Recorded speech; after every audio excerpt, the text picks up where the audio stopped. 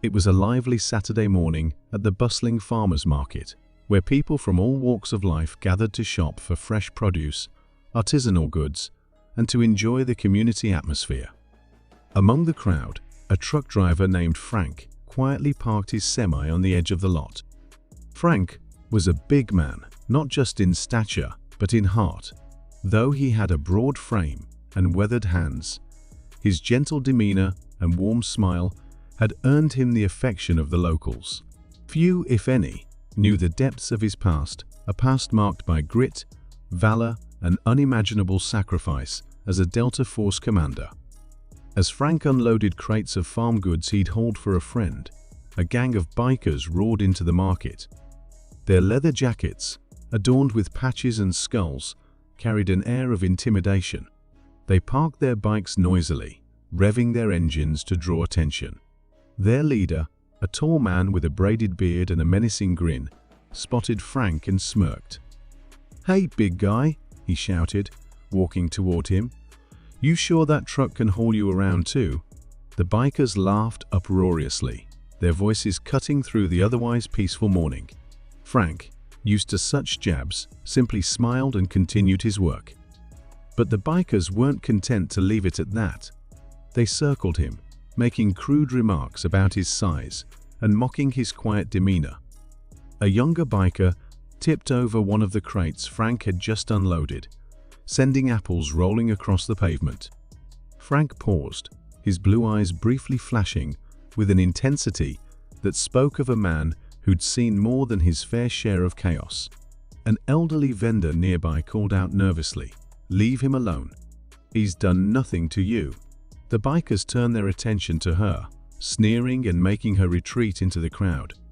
Frank's jaw tightened as he calmly picked up the spilled apples. The leader of the gang stepped closer, leaning in with mock sympathy. "What's the matter, big guy? Cat got your tongue?"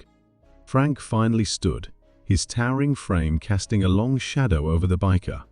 "I don't want trouble," he said evenly, his voice deep but calm. The bikers laughed again, taking his words as a sign of weakness. But in that moment, something shifted. Frank's posture, though still composed, carried a subtle yet unmistakable air of authority, the kind that comes from years of leading men into battle and bringing them back alive. "You don't scare us, old man," one of the bikers taunted, stepping forward to shove Frank. But before the biker's hand made contact, Frank's movements became a blur. With a precision honed by decades of elite military training, he deflected the shove and maneuvered the biker off balance, sending him stumbling without so much as raising his voice or breaking a sweat. The crowd gasped, and the bikers froze, momentarily stunned by the speed and control of the man they'd underestimated. The leader's face darkened, and he growled, "Who do you think you are?" Frank's eyes locked onto his with a piercing intensity. "A man who knows when enough is enough," he replied. The air grew thick with tension as the bikers hesitated, sensing they were outmatched. Someone in the crowd whispered, "Isn't he that retired military guy?" Another voice chimed in, "Delta Force, I think. My uncle told me about him." The biker's confidence faltered as murmurs of Frank's past rippled through the crowd. Frank, however, said nothing about his service. He didn't need to. His calm resolve and commanding presence spoke volumes. The leader sneered, trying to save face. "Let's go," he barked, motioning for his gang to follow. They mounted their bikes and roared away, their bravado evaporating with every step back.